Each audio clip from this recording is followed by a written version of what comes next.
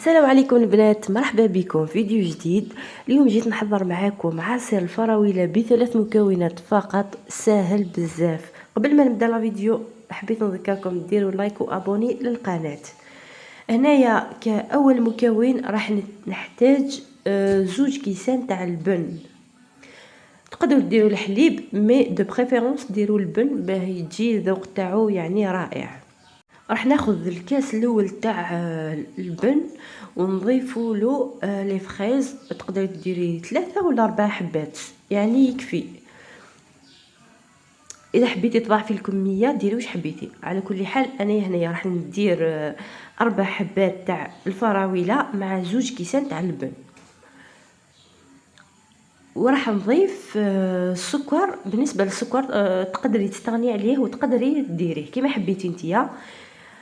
انا درت 3 مغارف تاع السكر.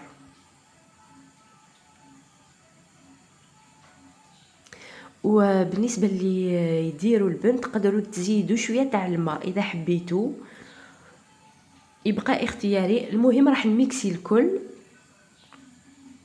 هذيك الفراوله، هذيك الكميه تاع الفراوله ميكسيتها في كاس واحد تاع البن.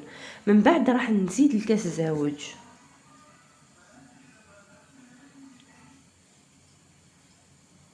فوالا هنايا راح نزيد الكاس زاوج وتقدر تضيفي شويه تاع الماء.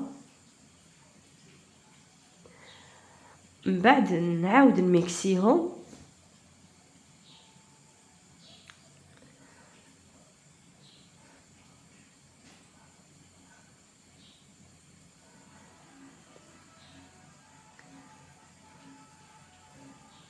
فوالا كيما راكم تشوفوا في لا فيديو يعني راني نميكسي. حبيت نميكسيهم مليح باش ما تقعدليش هذيك الفراوله حبيبات. بعد ما ميكسيتهم مليح يصبح العصير تاعنا جاهز ونقدموه.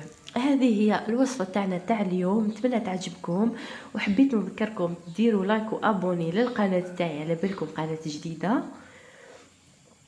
ونتمنى تعجبكم كامل الوصفات اللي راني نحط فيهم. بالنسبه للعصير تاعي راح نقدمه بهذه الطريقه ونتمنى يعجبكم، خاصه هذا النوع من العصائر مليح خاصه في المناسبات.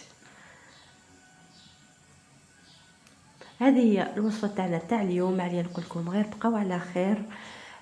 الى الفيديو القادم ان شاء الله.